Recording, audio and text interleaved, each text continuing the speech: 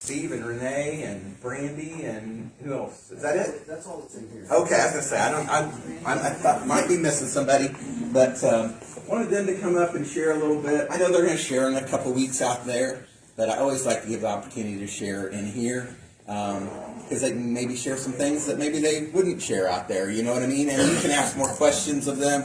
And so anyway, I'll just turn it over to you guys.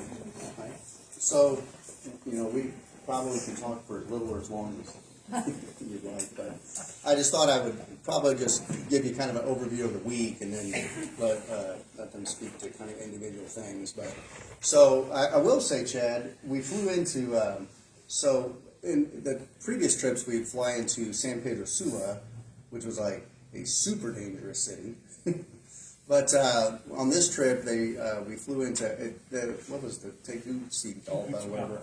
That's where we were supposed to fly into, but that airport apparently is really scary to fly into because of the way it just drops. But they built a brand new airport in Comayagua, which is essentially taken over that other one. This was the easiest travel in and travel out I've ever had in one of these things. That airport is super nice. I mean, it was fantastically nice. So that was really pretty easy travel in. Of course, the roads up are still terrible, and so the first day we didn't do anything that evening. By the time we got in there, we just kind of got settled in. But on the second day, during the morning, basically the women were doing a women's Bible study, and then that was on Saturday, right? And then on Saturday afternoon, did we do some VBS Saturday afternoon? Or that was Saturday afternoon we did some VBS. And then Sunday, we went to church on Sunday morning, and then VBS Sunday afternoon. And while they were doing the women's ministry stuff on Saturday morning, the rest of the team was Joe, and then Melissa, which is Renee's brother, and his wife Melissa, and then Carter, their son, and Josiah, our son, and then Dawn Weaver. That was the total team. So while they were doing that, we were kind of prepping for the stuff Joe was supposed to do while he was there, which was redo some concrete. The floors, their concrete work is not very good. It's always like they don't get the rocks out of it, so they were rough, and so they want to have things to roll on those floors, and so they were asking they had one done. It was nice and pretty smooth. So that was part of the projects they wanted done, was that redoing that concrete floor, and then some painting and tables and all these sorts of things, but then building this roof between the school and essentially what is the mission house. On the end of the mission house, there's the kitchen where she cooks, and it's open between there for about 20 feet. And whenever she'll cook up to like 100 meals a day in there for those kids. And when it's raining, which it commonly rains, we weren't there during any kind of rain for the most part, but the kids will go over there to get their food and then have to carry it across that, and then everything's all wet. So they were wanting us to build wanting Joe, anyways, to build this roof across there. So we were kind of prepping and thinking through all that. And then Monday, Tuesday, Wednesday, we did medical clinic while they were doing those sorts of projects. And then Thursday, we basically went back down the mountain to Secg. It's easier to say Secg, but it's Secg. There you go, see? Nice word. And so just did some kind of hanging out, shopping a little bit, and then went to dinner and flew back home. And stayed in a fantastically nice hotel there. I mean, that was an incredibly nice place. I was kind of impressed. And they have the best breakfast I've probably ever had at a hotel. And I happened to catch the cost, whatever, because we had 5 rooms total. And the total bill was like $450. That's one room. Yeah. I never said it was fantastically nice. So you guys want to talk about Saturday morning? I didn't bring any pictures today because, one, it's really hard to put anything up on this television. And I know Melissa will have a whole slideshow of things whenever we actually do that up front. I do have pictures if you want to see anything. But, So I first of all, just want to say thank you for your prayers, because we felt it. Just the first day flying there, we were going to have a really tight connection in Houston, and we ended up with 25 extra minutes, and it was more than what we needed, and so that was nice. to just see, I mean, right away, just an answer to prayer. And just throughout the week with not having water here and there, and just, you know, it was minor things that, you know, we get used to here, but down there, you know, so just, we really felt the prayers for, you know, the water, we'd be without for a couple hours or so, you know, and it was nothing. And when you look back, you were just like, oh, why was I even complaining about this, you know? And so I felt bad, you know, just, you get, you know, used to things here, but they are so used to that stuff down there all the time. No power for a couple hours, and then, you know, when's it gonna go on? Oh, a couple hours, I don't know. And then sometimes it'll be a half hour later and come back on, you know, so, but, so we, I just was kind of a floater and just helped out wherever was needed. We did a small like hygiene clinic with the girls. The ladies came in. There was a group of maybe 15 to 20. I don't know. I can't remember. And we went through just some hygiene, just how to properly take care of themselves. And we gave that job to Melissa, so we let her do all that. And and then we talked a little bit about just food prepping and just safe water.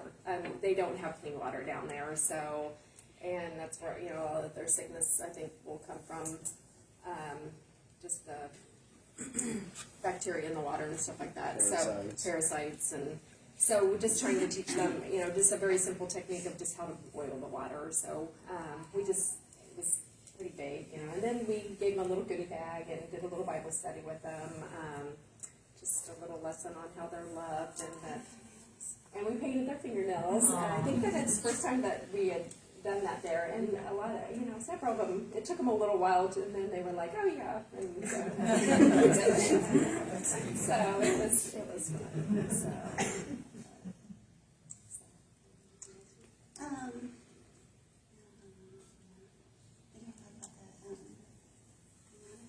Oh, so we also did just 2 days of VBS with them for just about 2 hours each day. And the first day, Melissa did a really neat reenactment of a little skit play with them, and Peter walking on the water. So that was really neat. And Josiah and Carter got to help out with that. So Josiah was Jesus, and Carter was Peter. So it was cute. It was really cute. The kids loved it. They really got into it. And there was about probably between 40, almost 50 kids that would come each day. There was like, I think there ended up being 50, there was over 50, because that was the plan was up to that, and there was more than that number of kids. They kept kind of showing up outside the door after it was already getting started. Yeah, it was on Honduras time, yeah, kids. And well, we had range from, I mean, babies to, I don't know, maybe 12, 13. Yeah, it's kind of hard to tell their age, but, and then we also, the next day we did just little salvation bracelets where they could, you know, they made them, and then we kind of went through. The biggest challenge for me was just the language barrier. I mean, we had translators there, but just, that was just so hard for me to really be personable with that, and that was something that was really difficult. I wish I could Spanish more fluent, but so then we ended that day with a piñata. So we brought some things down, and they love American candy, so we stashed a big 5-pound bag of candy in our luggage, and that was another praise that we made it down with everything. We had some medications in each of our bags, and we made it down there with all of it, and so that was another huge praise that helped out with it. They have you do it electronically now, and then so when we showed up to customs, they just scanned our little form and sent us right through. They didn't inspect anything. No, it was super easy, and they take a picture of your face when you're going through U.S. customs, or anyways. When we went back through Houston, there was a huge line, but then it went super fast, really, because basically they didn't even look at your passport. They just had you stand up there, took a picture of your face. You're good. I mean, that's like, okay, this is really slick. I will say one like sidebar real quick. I apologize, but this came up in a little. I noted on the news Friday night there was. I don't know if you had seen that the students that were flying for a high school trip to Thailand, and then they had a layover in Dubai, and when they landed in Dubai, the war had, or, with the conflict or whatever with Iran had broke out, and so they were getting bombed in Dubai as those kids came in there. And they happened to mention this little thing that I don't think most people realize exists, but I had registered Renee and Josiah and I on the U.S. State Department. If you're going to travel out of the country, I think it's called the STEP program or something.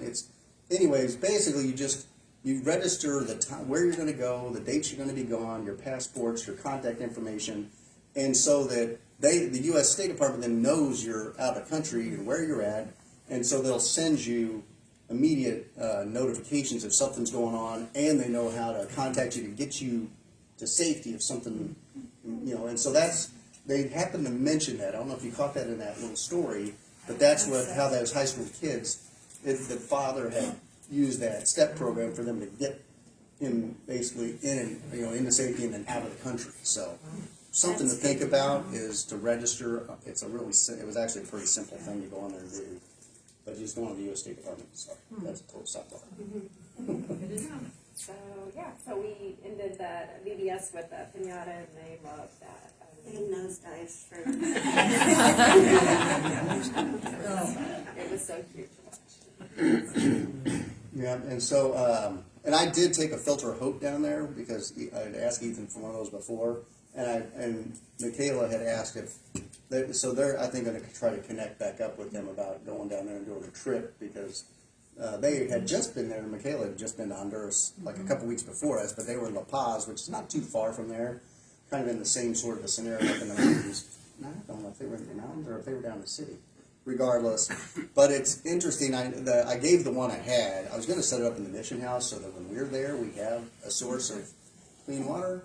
But I realized that really it's probably more important for the cook to have that in the kitchen since she's making food for us. And pretty much when you go on these sorts of trips, I told them, I said, "Look, you're gonna have some days that you're there that you're just it's always an adjustment. So don't fret about." Some of the GI stuff that is going to happen.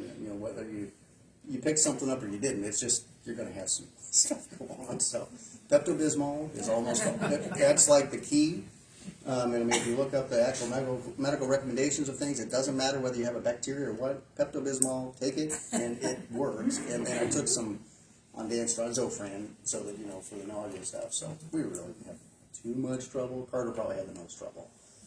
He kind of got laid up for a day down there, but on the medical clinic, it was we went down there and set that up, and fortunately they had found a lot of medications. Jennifer we didn't really have to bring too much stuff. There was actually a lot of things that the dentist had behind, lots of antibiotics and things. But so we kind of set up where Brandy and Melissa were doing like the check-in, and then Jennifer, Jennifer and Osmani run that mission, and so Jennifer was my translator. Gabriel was you guys' translator, right? And what was his background? What was his job? I don't remember what he's actually a medical interpreter, but and he came because he's friends with Daniel, our other interpreter, who's a IT cybersecurity guy. Who works from home right there on the mission most of the week for some bank that he just does all their stuff across Honduras for this bank. But they're really good friends, and so, but Gabriel had to travel on a bus for like 8 or 9 hours. Honduras is bigger than I realized, I guess, but so they would check in and then hand them off to Jennifer and I, and then we would, we just were writing on little cards, and then I would send them over to Dawn, and she had Jennifer's daughter, Lydia. All right, yeah, that was her translator. So it actually was really efficient. It worked out pretty well. We kind of tried to limit stuff.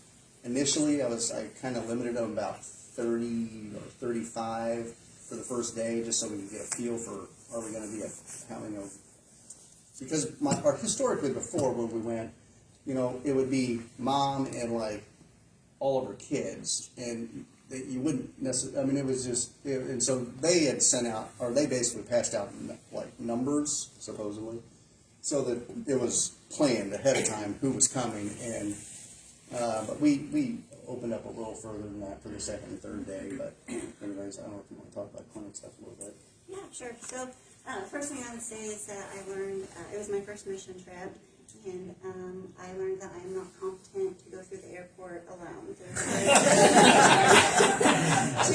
hurt me and look after me, and I kept getting stopped or searched, or I had something in my bag I wasn't supposed to have, and I just got water, like it got me twice. But anyways, they were very kind to make sure that I was just still with the group, so I appreciate that greatly.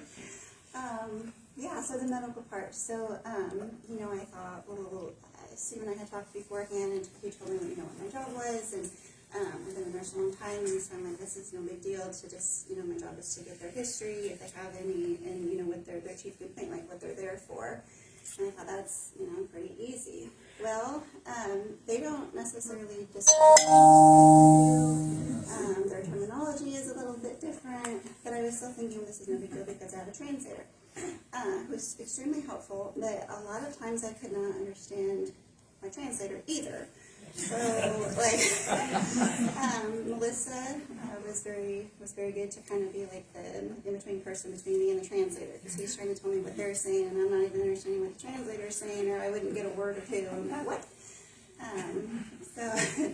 So anyway, but yeah, they don't necessarily describe things the way we do, and he would just, like, when I would ask, like, well, what is he meaning, like, the translator just said, like, what they said, and he wasn't able to, like, add up a lot, you know, or give me extra, so that was hard pulling information out of them. That was a little more difficult than I thought it would be. Like, I remember one guy told me he was suffering from lots of balls in the abdomen. I'm like, okay, like, what on earth is that? Like, what do you mean by that? Is he talking about, like, gallstones or kidney stones, or, you know, so just lots of, sometimes digging took a little bit more time. Which made it really easy for me, because they've already written it on the card. They've already sorted out all that stuff. So now it's in English on the card, and, you know, so. And I kept I kept teasing Steve, saying, like, we need something fun and exciting, like we need to have a baby or something here, you know, like, because that'd be just a great story to come back to. But just not going before, I didn't understand the way things are over there, and just their lack of access to care. And so yeah, you don't want to see anything other than just basic small things that you can take care of, because you really can't do much, unfortunately, for them. We had one little boy that I don't know, he looked probably 2. They always look a lot younger than what they are, but he had a terrible heart murmur, and you know, it's just really sad to think of, you know, what may happen to that child, because here in the States, if he were here, he probably would have already received care and had surgery, and but their health system is different over there, and they have to pay up front for medical care, and of course they don't have the money, so they It appears that I think there's probably some degree of, probably a lot of corruption in the system, because they have a state-run medical system, and even in the village where we're at, there's a clinic over past the church that is a state-run clinic. So a lot of these folks, like the one lady asked if they would give her injection, because if you can go to the clinic and they will provide you medication, but you got to keep, and if you keep going back, then they'll provide you medication until the next, you know, for like your diabetes or your blood pressure or whatever. Well, she was on a progesterone, it was a hormone shot, but they charge her to give her the injection. And so she didn't have the money for she was asking if we would give her injection while we were there. And I was like, well, you know, we kind of sorted that out, and that was fine. But like the little boy, the dilemma on him, I think he was actually, he's little, but I think he was like 4 or 5. But, I mean, he had a murmur such that, I mean, you can hear it all the way through his back. And I mean, it's no question, and his chest is somewhat deformed, and I mean, it was clearly deformed, but I really suspect he just has a huge ASD, the big hole between the ventricles of his heart. And so they had gone to the clinic to get because you have to get a referral to go to the city. So down to, I think they went over to Tegus, and which is like a 3 or 4 hour trip for them, and it's really costly for them to go do that. So they had finally gotten the referral to go over there to see the cardiologist, which was really just to go over there and get the echocardiogram, because the testing to look to see what was going on, and then likely to come back again and so on. But they went through all of that to get over there, and then they refused to see him because he had a runny nose. And that was like 2 years ago. So all that mom really wanted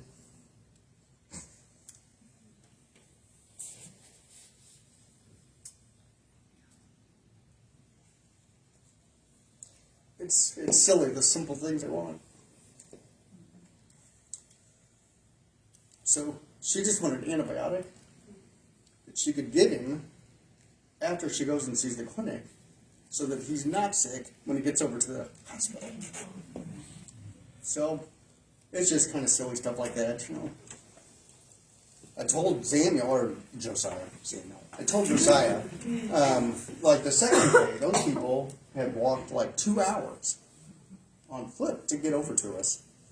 And in their best dress, like, I kept thinking, why are they dressing like this? Like, some of them are even being kind of like almost prom dress looking, like poofy dresses with sequins, and then they had sandals on. I'm like, these people have walked 2 hours one way, you know, and they're like, no, they're dressing this way for you guys. Like, they're wearing their very best that they have, and, you know, they want to make a good impression, you know, for you. But, yeah, 2 hours one way walking with these sandals that... And so at the end of the day, we took, like, Lester. I didn't realize Lester was Osmani's brother. I don't know why. Anyway, but so Lester and Joe and Josiah and I went ahead and rode with Lester. They loaded like a bunch of them back in the truck and took them back over there. That was like a 35-40 minute trip for us to get to their village from there, both, you know, each direction. But I told Josiah, I said, you know, the crazy thing is they walk that far, and then they come and describe, how do they describe all their pains? Bone pain. A lot of it was, I have bone pain. But you would see them carrying massive things on their heads, and it's like, oh my goodness, no wonder your back hurts or your neck hurts. Or, you know, that's just their way of living. But it's like they feel like they have to over-exaggerate. So they're like, my head, and everything my neck, and my shoulders, and my knees, and my back, and you're like, well, yeah, of course you do. But they do all of that to simply get, you know, ibuprofen. You're like, this is... So I told Josiah, I said, you know,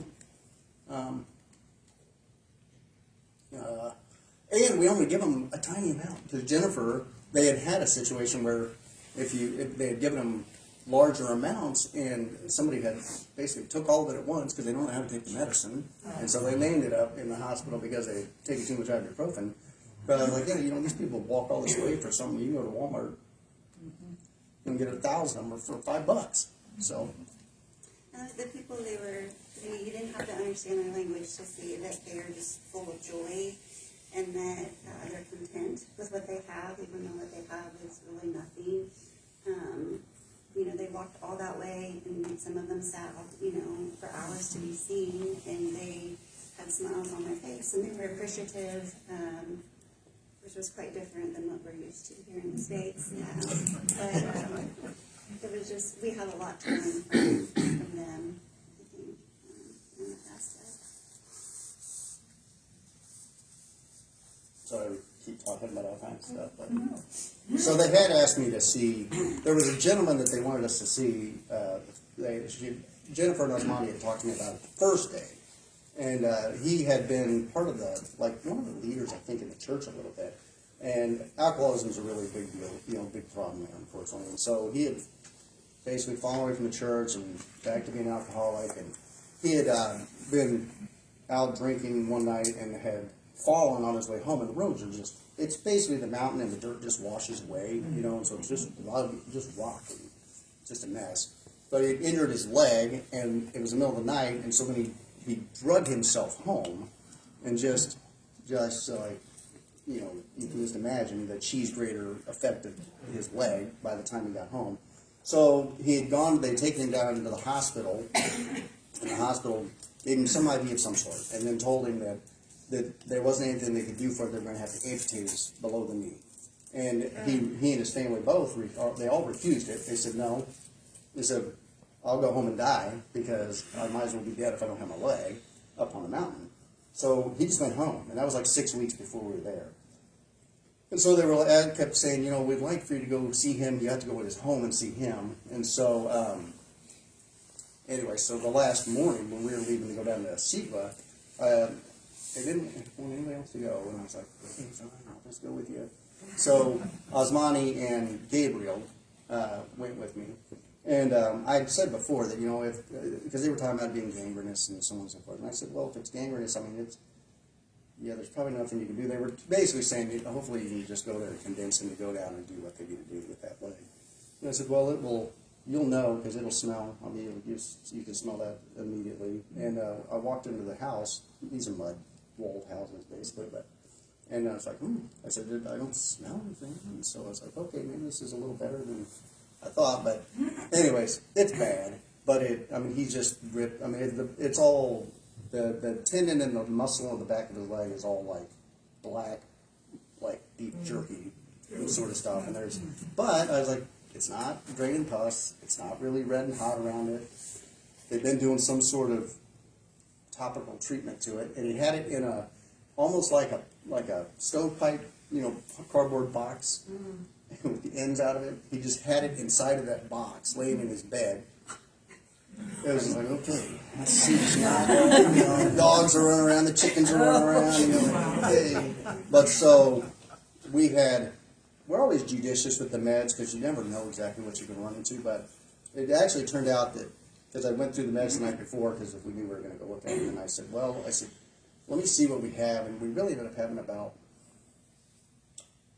probably 5 or 6 months of, you know, antibiotic I can give you. So Jennifer reaches out to me every week now, and I just keep saying, okay, let's go to this one, send me some pictures, but it's apparently healing, so we'll see how that turns out. But if you want to see pictures, Jack, I think you'd be surprised. I don't think Renee looked at one. So, anyways, I suppose you guys have any questions, because we've already taken more than half the hour. I do have a question for you, Steve, on this construction project stuff. Do they already have the materials and stuff already there, or? Kind of, sometimes. But Joe made at least a couple of trips down the mountain with him getting stuff. So, like Chad and I built shelves there last time we were there. Those look really good still, actually. And that was like wood. They cut the trees down and planed the boards. I mean, it was like, and then, oh man, we were beating those masonry nails into that concrete, because anyways. But, so they had 10. They were like 15-foot sheets, 4 by 15-foot sheets of 10 that were sitting there. But Osmani wanted him to build this. He said he wanted he had this whole idea of wanting, you know, a pitched roof and all of it in metal, you know, square tubing, aluminum square tubing, and to weld it all up and all of this. And so we were messing with this welder. They have a little 110 welder, and they had welding sticks, and kept trying to find a power source that wasn't so degraded in their house that it would at least power the welder. And so finally found. Anyways, he finally got it. He's like, okay, you know, it would spark enough to actually get the welding, and so we kind of got that all figured out. And then they had already gotten the tubing. They went and got all this square tubing. But so then we're looking at this, and Joe's telling me, Joe will do whatever they tell him to do. Will try to do whatever they. And I told Joe, I said, Joe, that's insanity. Why would you do a pitched roof here? There's not even room for that. It's just gonna be a mess.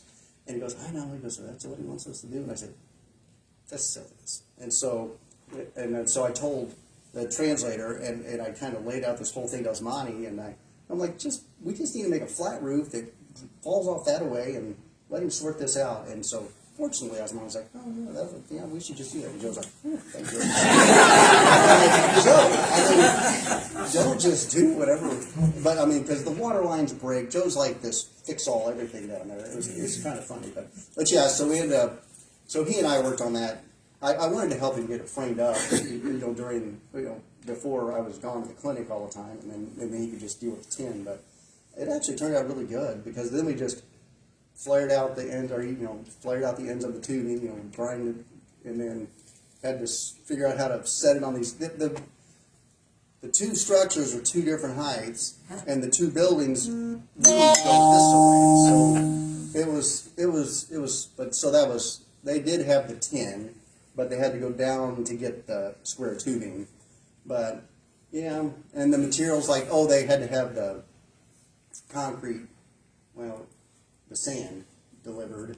But then Josiah, there's some of him sifting that sand so that they could get the rocks out of it, so that they didn't end up with the same concrete that was already there before, So, and then the hardening, I don't know what that stuff's called. They had to had the bags of that to mix into it to make it concrete. But even getting the water for the concrete was a challenge because there was no water that day.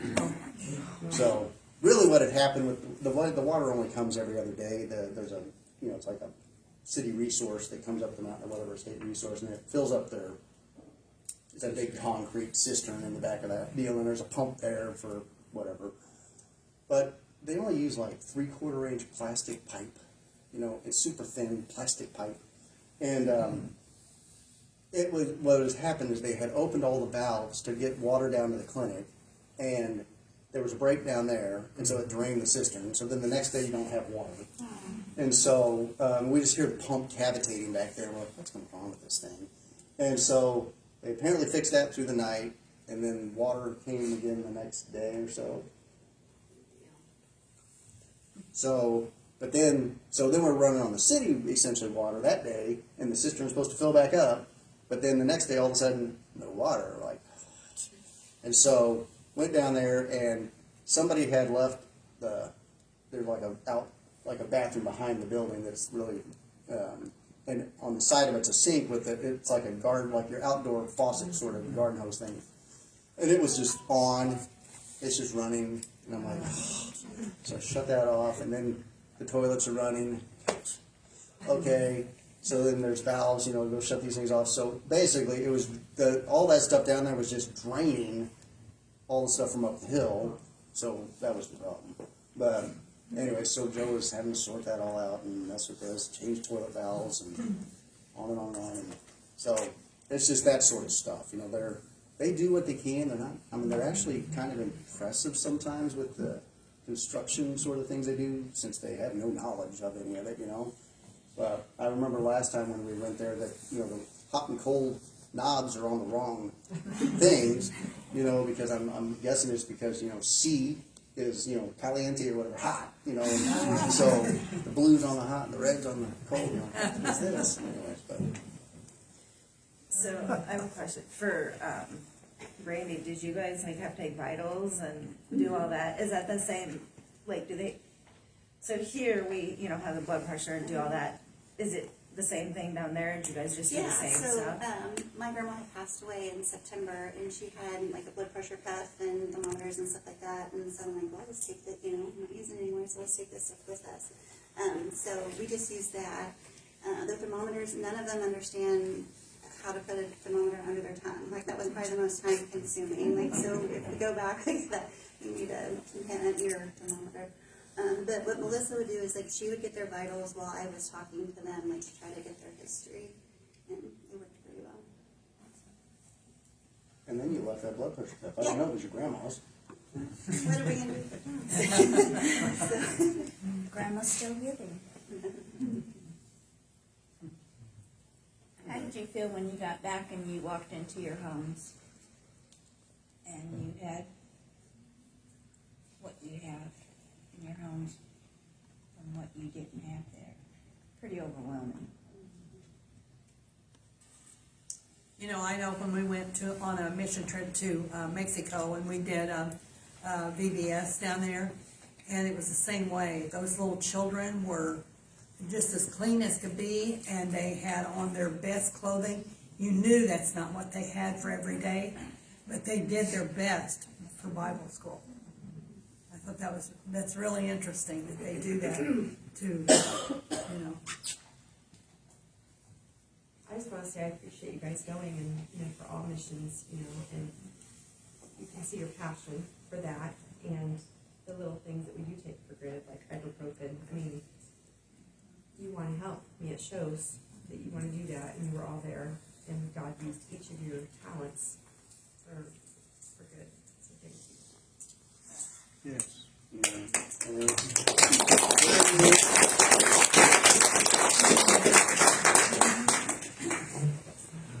I gotta come back here and do something after that.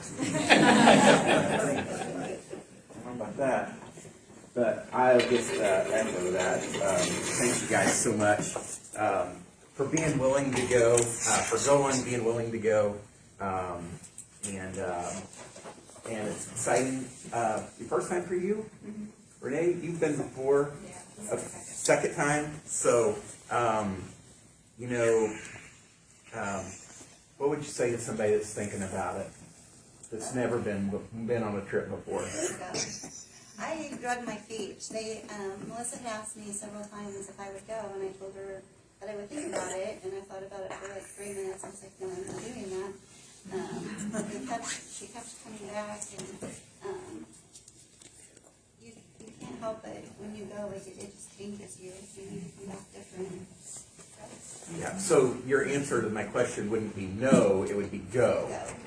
Go. Okay, because I didn't know if I heard that right. Because I thought for a second you said no, and I was like, okay, that wasn't the answer I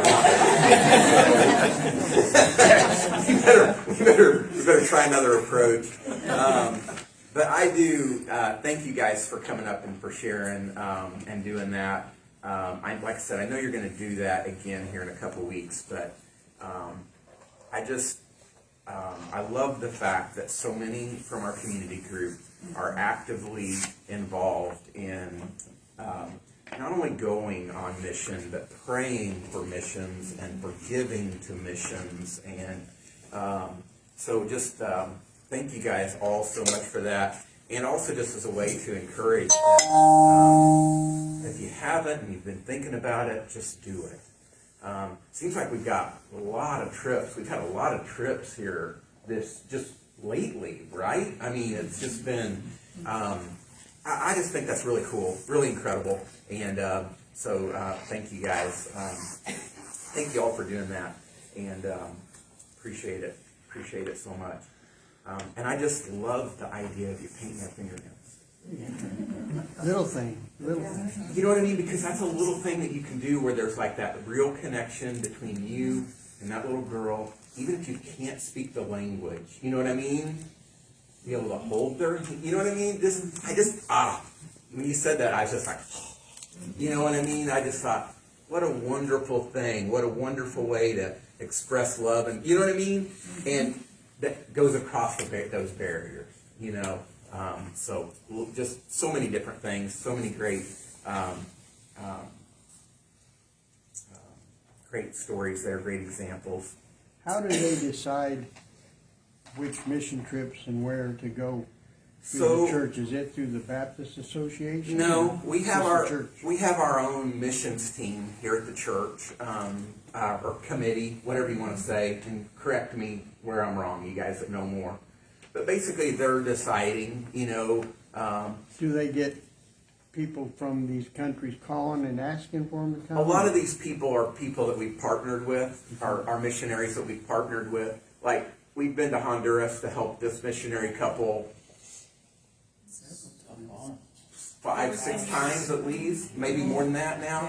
So some of these are ongoing partnerships, ongoing, you know what I mean, relationships. The trip that Tom and that group went on to Spain, that's the same missionary couple that the Binders, you know what I mean, went and served with like a year or two before. So a lot of these are ongoing. The one in Guatemala, we've been having teams go down there for 10 years, you know, working with the orphanage there. What? 20 years. Gosh, I've been here a long time. Right? Time flies when you're having fun. But that's kind of how it works. So, and then there's, different ones at different times. We are always looking at new opportunities, new places to go, new partnerships. But basically, they do a lot of that. They do a lot of that research. And some of it's just from, somebody within the church will have an interest in something. You know what I mean? And so they'll talk to our missions team or missions committee and say, hey, I've heard about this opportunity, and they'll look into it, research it, and kind of go from there. Is that kind of right? So, but that's kind of how it's done. It's not necessarily, a lot of them are Southern Baptist missionaries that we're partnered with. Some of them aren't. A lot of them are. Yeah, that's kind of how it works. It's not like something that we really do through necessarily this association or the Missouri Baptist Convention or SBC Big. It's just church mainly. So there's another mission trip coming up in April to Guatemala. People are interested. I think you still got time to get on it. Not for sure. But Yeah, last I knew they were still looking for people, so I don't know. I don't know what They the, were asking specifically for men. They would like some more men. yeah, and that's and so so let's just plug that just a little bit. It's important that we have men on these trips. You know what I mean? For various different reasons. But yeah, and especially on that. Especially where they're doing a lot of construction or they've got a building project, something like that. But and if you've never been out of the country, go on one of these trips. They'll take care of you, right, Randy? They'll help you. They'll get you through the airport. They'll get you through customs. They'll make, you know what I mean? It's kind of a cool way to go and experience something like that. Whenever you can go with people like Steve, that's been multiple times and been to this location, all those different things. So it's just a really cool thing, and you saw it up here. You don't come back the same. It makes you appreciate what you have. It makes you appreciate opportunities that you have here, even to serve within the church, to serve your community, to serve just in a whole bunch of other ways. So anyway, all right, you don't need to hear me talk about it anymore. Can I put in a local plug? So for those of you Yeah. who might be tentative about international missions, I've never actually been on one. You may have seen it in the bulletin that we have disaster relief training coming up in April. It's very similar, and my first one was going down to Joplin. And yanking brush out of people's yards, and I've done mud out in Colorado. I've done hurricanes in Louisiana and New Jersey. You come back changed from that too. And that is through the association. They have teams. They have the equipment. You just show up and supply the manpower. Yeah. No skill required to yank brush on a chainsaw crew. And if you don't want to run the chainsaw, you don't have to. There's certainly enough to do.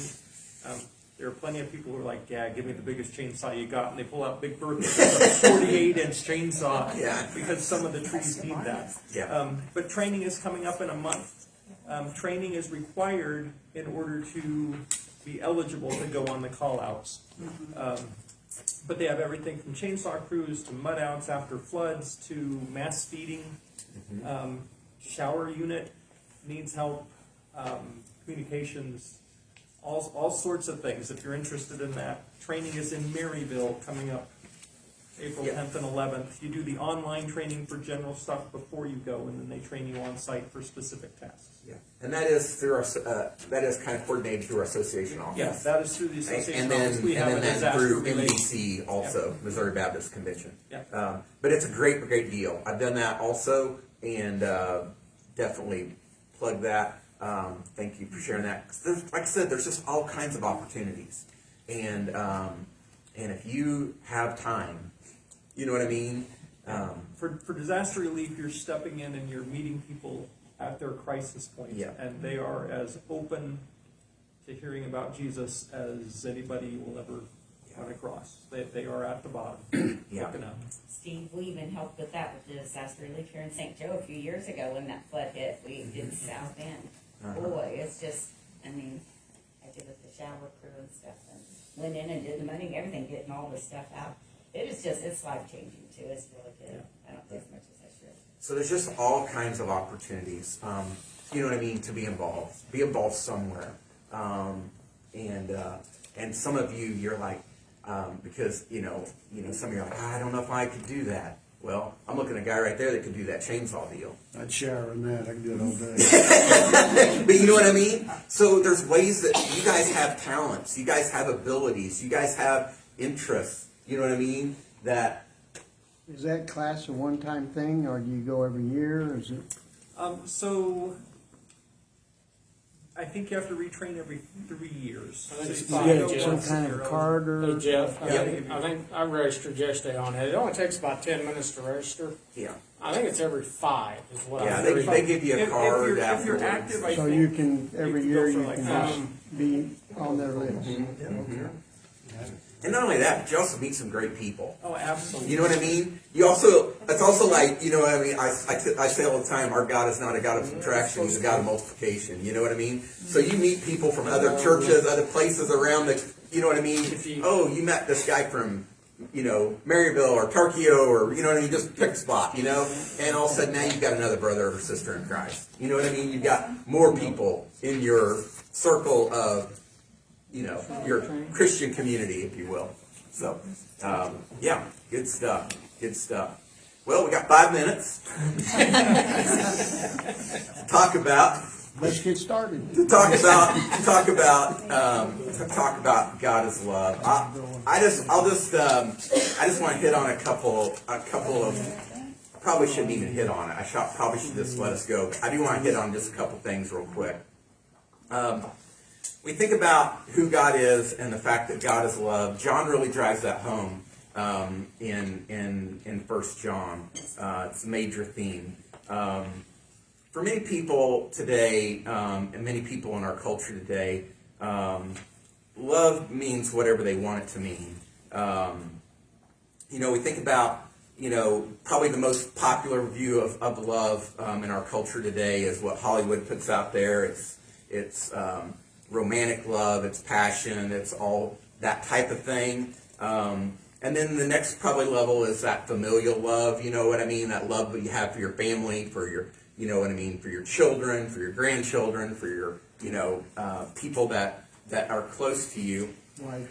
And then there's also another view of love that's really, really common and really, really going on in our culture is that for somebody to say that in order for you to love them means that you just have to accept them. Unconditional acceptance. That you have to, that if you don't accept everything about them and everything about what they believe, that you don't love them. And that is not true. And in every one of those instances, what we find is none of those kinds of love are permanent.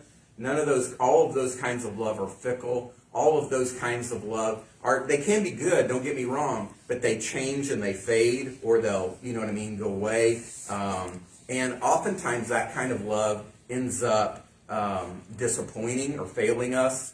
But in God, we see a whole different example of love. He is the very embodiment of love because, as John says, He is love.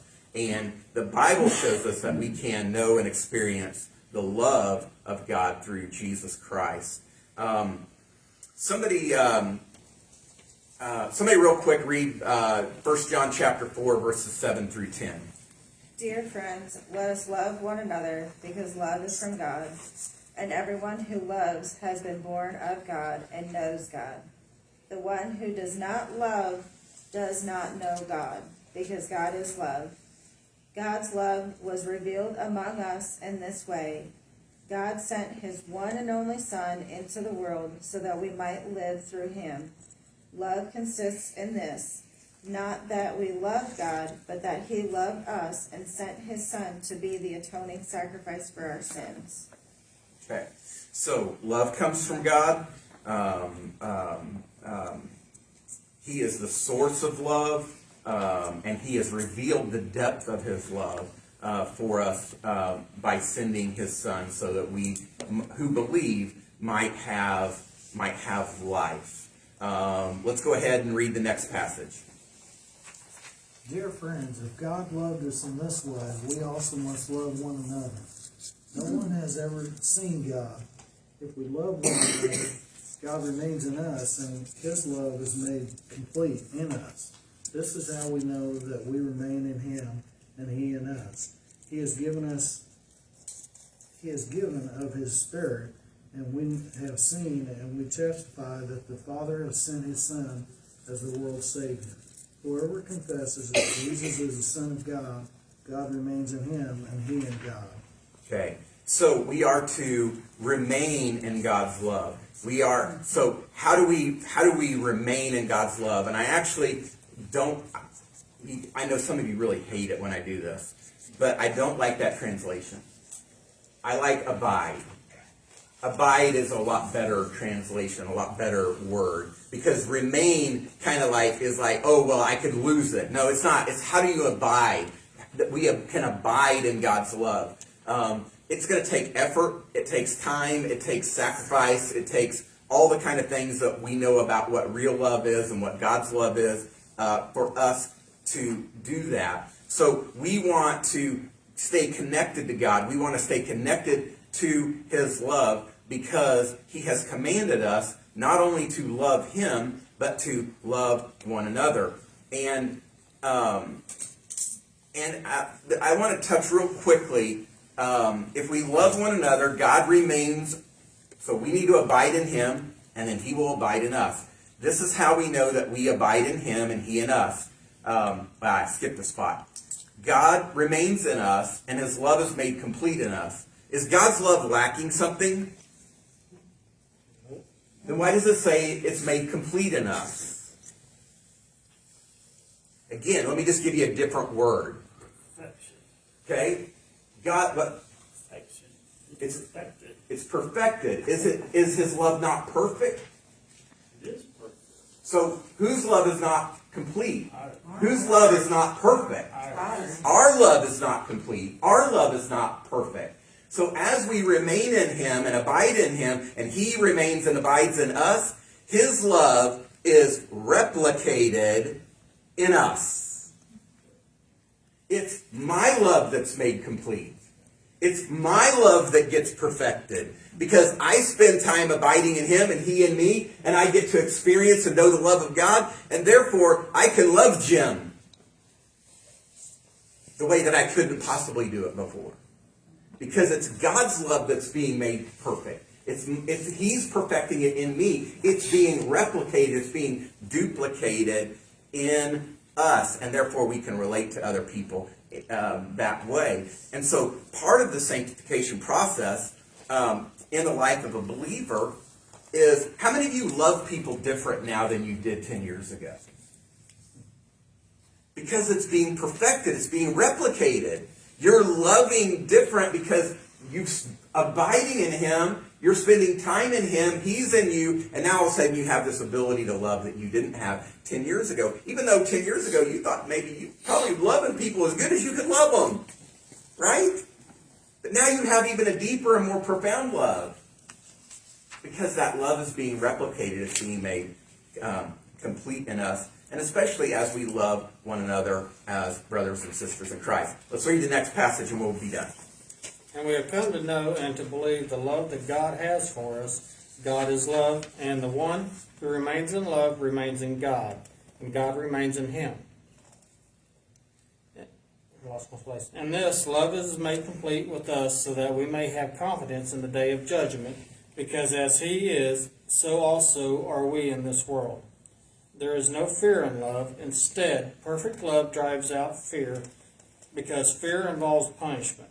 So the one who fears is not complete in love. We love because He first loved us. Okay. Whole bunch of things that we could touch on here. But we don't. But I just real quick.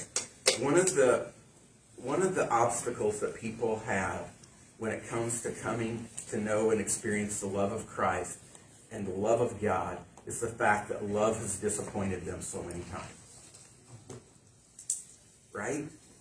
And so there becomes this built-in fear. I don't want to be disappointed again. Because every other kind of love will disappoint.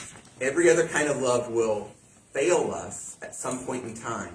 But the love of God never fails. The love of Christ never fails. And so I just wanted to touch on that. And there's other things obviously in there too. So, love from God, love for God, and love for others. They are inseparable. That's the sum of this whole lesson. Okay?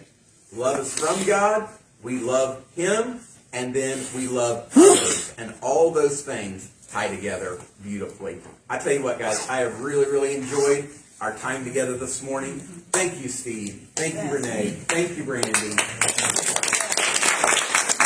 Jeff. Thank you, everybody, for everything.